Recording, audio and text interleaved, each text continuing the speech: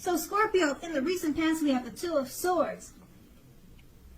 Now, this card, it shows that your partnerships, they're more than likely to have been going somewhat well, whether these were friendships, romantic, or business.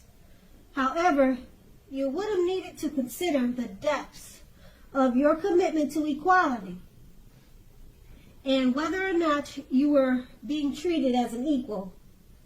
If you were not, it could have been time to bring things back into balance.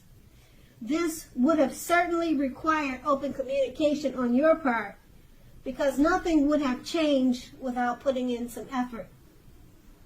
That's the Two of Swords. It's paired with the Eight of Swords.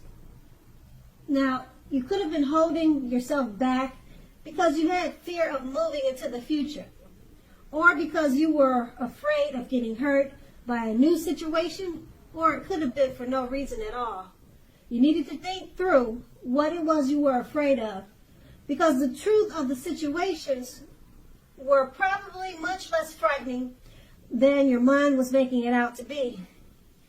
That is the Eight of Swords, and those two cards are in the recent past. Now, we move on to the present, and we have the Four of Pentacles. Now, this card can be about holding on to things, people, money, or situations much longer than it's healthy or realistic. When this card appears in a reading, it's a definite sign that you must look carefully at what you're clinging to and whether others are clinging to you in an unhealthy way. The Four of Pentacles, it can point to anxiety and fear about money and or clinging to whatever it is that makes you feel secure. The key here is to try to realize that being anxious and grasping, it will not bring security. The Four of Pentacles is paired with the Seven of Wands. Now, you're likely to find that in any sort of competitive situation, that you come out on top. Things should be going very well. You should be feeling good, and projects should be moving right along. You may still have regular moments of self-doubt, but unfortunately, now is the time to feel the fear and do it anyway. Also, don't hesitate to make clear where you stand with people, because your thinking is clear and you're likely to help someone out by spelling things out for them. This card also points towards being independent and thinking for yourself. That's the Seven of Wands paired with the Four of Pentacles, and these two cards paired together is pretty much letting you know you're holding on to people, money, or situations longer than it's realistic or healthy. Okay, and you shouldn't be doing that, because with the Seven of Wands, for whatever reason you're clinging like that, it's unnecessary, because you're going to come out on top with the Seven of Wands. There's no need to grasp or want to hold on to anything in an unhealthy way, because like I said again, you've got the Seven of Wands. Just go ahead and feel the fear. Whatever you're afraid of, feel the fear and move forward anyway.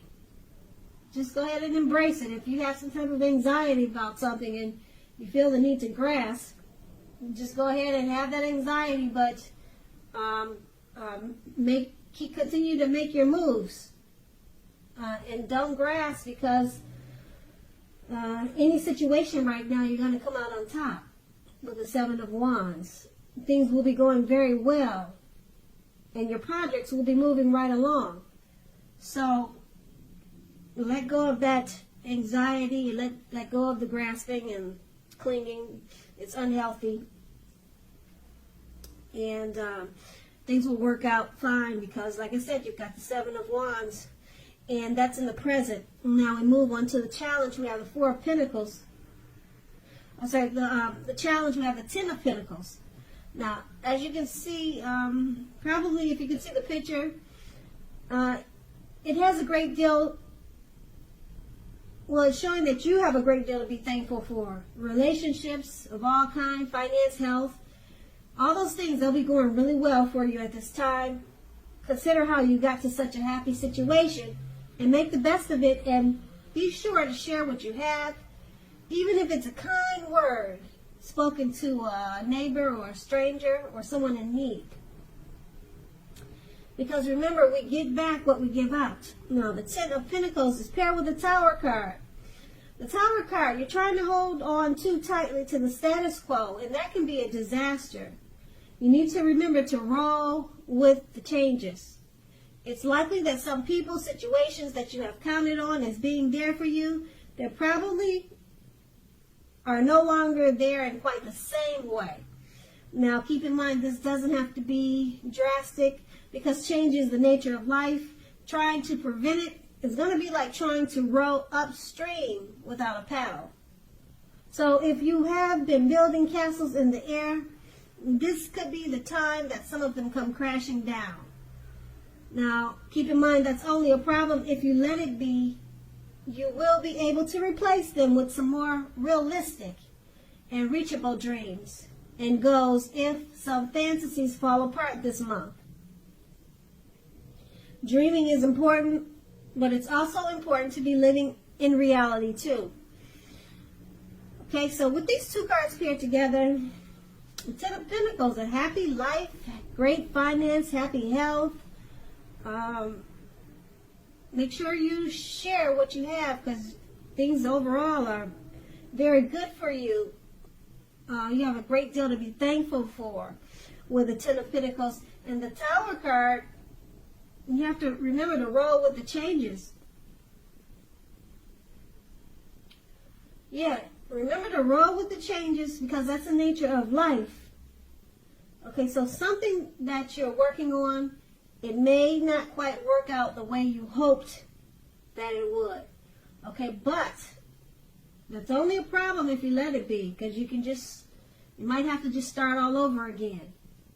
And it could be something like you planted flowers around the house and they just didn't grow, or something like that. It doesn't have, when you see the Tower card, it doesn't have to be anything drastic. It could be something silly, okay?